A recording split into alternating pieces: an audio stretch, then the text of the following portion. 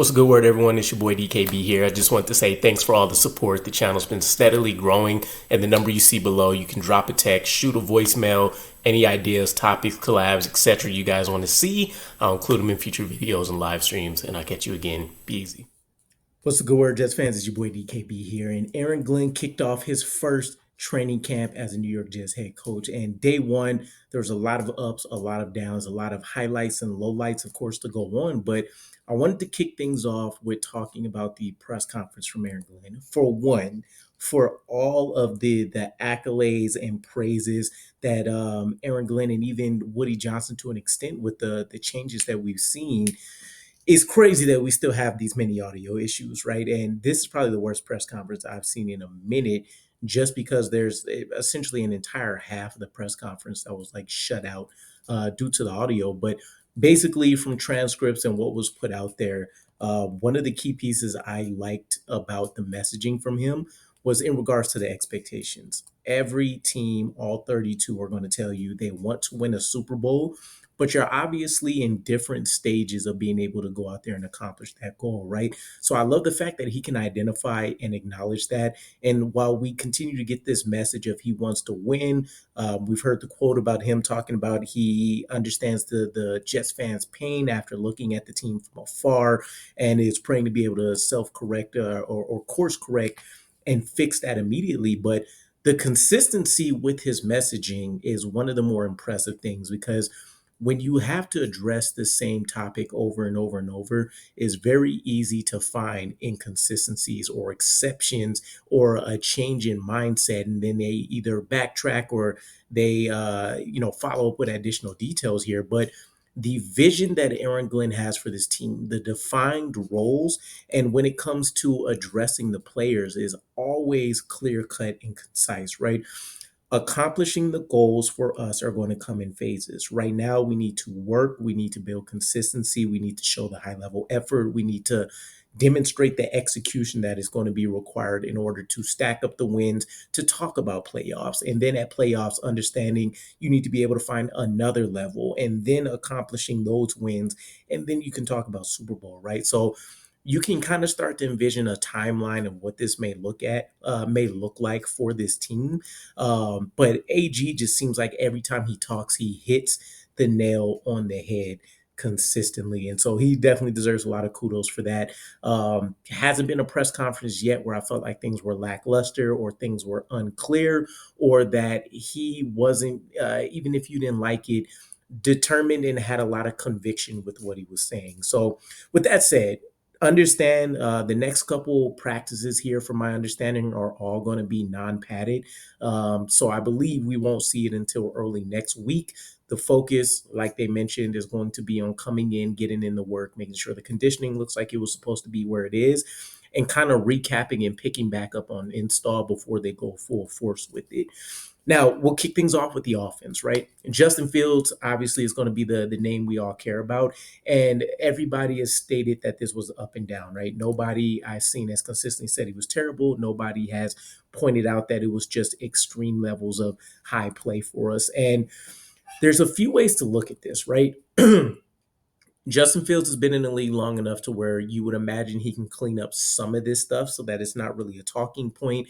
And the other piece is new players, new foundation, maybe small sample size of players that he can rely upon. And the collective effort of that is something that would you'd expect to see a little bit of strain from early, right? So whatever side you live on, it is what it is, right? You're going to look at it from a certain perspective, but from the general gist of what I understand is the high level of play, or big playability with Justin Fields is always going to be present, is always going to be there, and it's going to be extremely impressive when you see it. And the low lights are going to frustrate you as a guy that's not a neophyte in the NFL. And so we're seeing how quickly can we eradicate those issues, or how quickly can we build his floor up to an appropriate level for us. And that's going to be a season long question, but he did hit on some big plays out there, right? A 65-yard touchdown to Garrett Wilson, and that's going to be a big talking point in of itself, right? We saw a pretty strong connection between Garrett Wilson and Aaron Rodgers earlier on during OTA's training camp. But we also had situations where Garrett Wilson was blowing up on Aaron Rodgers, right? I'll be curious to see if we see any of those same kind of sentiments or experiences between Justin Fields and Garrett Wilson, whether that's due to the age gap that Rodgers and Wilson had, or just due to execution, him feeling like he wasn't being looked at his way, the communication wasn't there. We'll have to see. But according to everything, going from OTAs to this first practice, it seems like not only is Garrett Wilson the new superstar in the building based on the contract extension he got, but that we are probably going to be looking at a career year for him if things go according to plan here. There was also another throw pointed out where Garrett Wilson mossed Brandon Stevens, and I think this was on like a fade route. It was pointed out or something like that. But people are going to look at this as a knock on Brandon Stevens. I think this is just something that's going to be a continued trend, right? When you compare what we hear about Garrett Wilson winning a lot of his routes against other DBs as opposed to winning his routes against Sauce Gardner, is usually that he's kind of cleanly beaten him maybe off a release, or that there was a miscommunication and maybe Sauce Gardner ended up trailing off to pick up a different assignment or something, broken coverage. When it's Garrett Wilson versus anybody else, it's Odell Beckham type highlights going on left and right, right? So you love to see it. Now, from Justin Fields' standpoint about the lowlights on the day, Nick Ferrier pointed out that there were multiple hospital balls, if you will, that were thrown out there, and then of course the lag in decision making was also called out as a huge problem. And again, we'll kind of see if that continues to be a running theme for Justin Fields here. And Rosenblatt is a guy that I like to keep tabs on because he tends to track the passing numbers, and I think he does the same with like special teams competitions and such. So for the 11 on 11 drills where it matters, he did have Justin Fields going 5 of 8. And to my knowledge, there were no touchdowns or anything like that calculated there.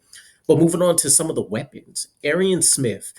This was a guy that was named to be a potential wide receiver 2 candidate for us based on the strong OTAs that he was able to put together for this team. And once again, it was called out that I believe the last practice or 2 or 3 that he's had, it's been a focal point that has been called out. He's caught every pass his way. And this time, Nick Ferrier was pointing that out. He also got a touchdown from Tyrod today.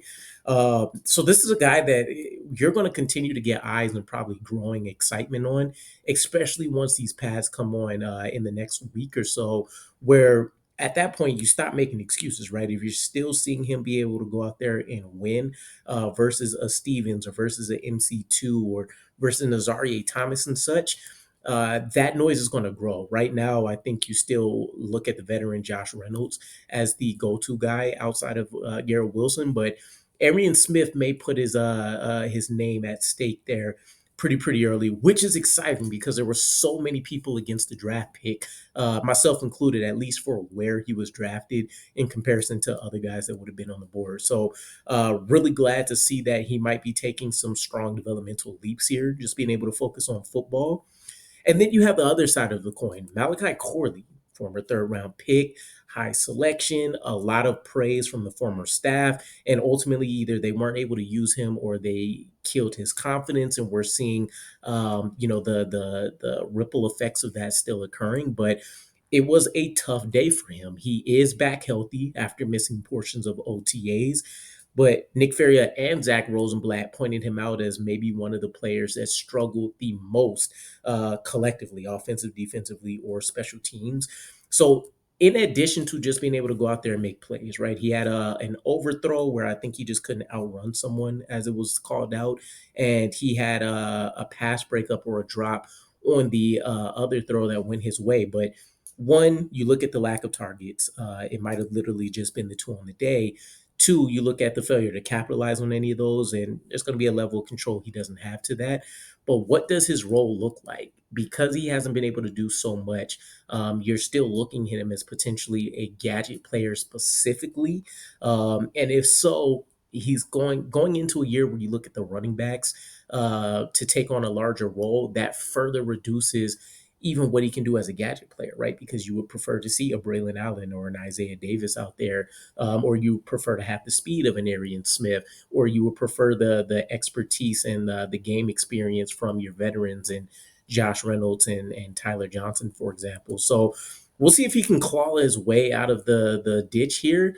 I don't want to necessarily say he's in the doghouse, but it's not looking great considering the coaching staff hasn't really had glowing remarks up to this point either to call out for him. And then you get into Jamal Pritchette, our UDFA. Consistently open was the calling card for him during OTAs. Looks like it's been the case here on day one of practice. And he was called out for one of his diving catches from Adrian Martinez, I believe it was. So really, really cool to see. We might have somebody stepping up there, even though that means Xavier Gibson may end up being cut due to that, right? And then Braylon Allen here, explosive on the ground, explosive through the air, which is a scary thought.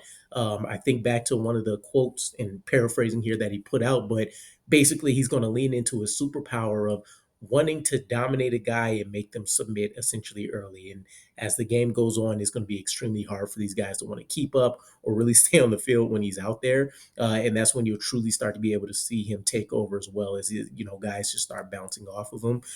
So you love not only the mentality, but you love the fact that uh, having the comments of explosive on a 230 plus pound frame isn't something that if you're on the opposite side of the ball, you want coming towards you. So really looking forward to what happens with him in year two, especially considering many people think this would be a breakout year of sorts for him. And then Joe Tippmann to round out the offense. We all know that there's essentially a competition playing here. It seems like, from what people pulled out of Aaron Glenn's press conference, again, relying on the transcripts here, but it sounds like Aaron Glenn downplayed the competition, but Joe Tippmann has leaned into it, and he was commenting about how, diamonds are going to be made out of the pressure of the camp with having somebody right on his heels, but also touched on the fact that the O-line and how they're getting together. The workload that was put on them during OTAs was referred to as extra, right, or hardcore. And so jumping right into training camp, and even though we're not having pads on or anything, it's a benefit to the group because while they're pressing reset to re-go through installation and everything, it feels like they're kind of picking up where they left off and are having an easy transition into what's about to be the real work of the offseason. Defensively, I'll go through some quick hits here because I think this is all pretty status quo. And again, until pads come on, I think it'll be pretty easy to say that the defenses were winning some of these early days here. But Quincy and Jamian both stood out, are both of our two linebackers, right? One of the things that I like is that it hasn't really been touched on by players or coaching staff so much what these roles are going to look like. But the players have started to point out some things, right? Sauce Gardner, we're traveling, maybe working out of the slot, depending on if he's traveling and or there's just a specific matchup for that play that would be preferred. And then you have Jamian speaking about the opportunities to blitz a little bit more and then being able to drop back in coverage and really the knock on our linebacker core is that they haven't been necessarily able to make more turnovers happen. And this should be an opportunity for them to do just that. And I know the numbers look great for Quincy, for example, when it comes to blitzing. And I think they look above average for Jamian off the top of my head, too. But this should open up another level of opportunity for them and to be able to kind of make themselves a household name, even though there's some all pro and MVP stuff attached to them, whether that's internally or externally. Will McDonald, he had a potential sack. You're still hearing terms like explosive with him. Is sitting around 250 pounds after bulking up this offseason. And it doesn't seem like it's taken away from any of the speed and being able to pull off the spin move, for example. So love to see that he's continuing to look like a superstar. Michael Carter II, MC2, he's looking to bounce back early, and he's had a couple nice pass breakups and stuff from my understanding here. Injury filled prior year, and there is some chatter that maybe he could be a trade piece from my understanding, or that he's potentially a guy that's being looked at as the team walking away from him if we don't necessarily see him returning to form. We can't forget he's only realistically a year removed from getting his contract extension as well to make him one of the higher paid slot cornerbacks. And then Sauce Gardner doing his usual work, right? But I was impressed that I heard he had a pass breakup versus Aryan Smith. You are talking about, track Olympic type speed that's going on here. And it's just a reminder kind of the freak athlete that Sauce Gardner is, which also, by the way, loved one of his press conferences that he was in, or interviews where he was referencing the contract. But he had mentioned something to the fact of also what Steve Wilkes has touched on. He's Sauce, and with that comes the understanding that he is a two-time All-Pro, right? He is on his worst days still one of the best cornerbacks in the group, and so he is competing against himself. But the level of expectations for him are so far out there, right? Every time he gives up a completion, every time it looks like he may get beat, because he's been so pristine in his coverage ability and what's kind of going on. So I love the fact that he understands the mindset and that he's working towards being able to continue to elevate and build his consistency. And then ultimately, Michael Clemens, pass breakup and consistent pressure.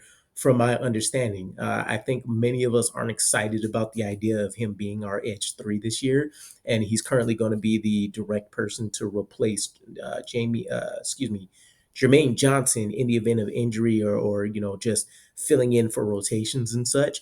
But Aaron Glenn did talk about him as being the way you want a football player built. I still believe in kind of what we saw out of his rookie year prior to the changes and position switches and experiments and all this kind of stuff. Probably is never going to be talked about in the same vein as maybe what a breakout Jermaine Johnson year looks like or a Will McDonald. But this is still a guy that could be a very serviceable rotation player for us. So I'm not as high on potentially giving him the cut or trying to find a way to move on from him. And at the very worst, if he does return back to be an elite run defender, then you really have a solid base and probably a way to get a team-friendly contract extension out of him for what would be a very necessary skill set for us, right? Based on kind of the talent we have at disposal right now and how that may get employed with more of a blitz-heavy scheme here. But let me know what you guys think. Drop in the comments if you have any additional highlights / lowlights that you've seen or heard of out there. And I'll catch you guys again. Peace.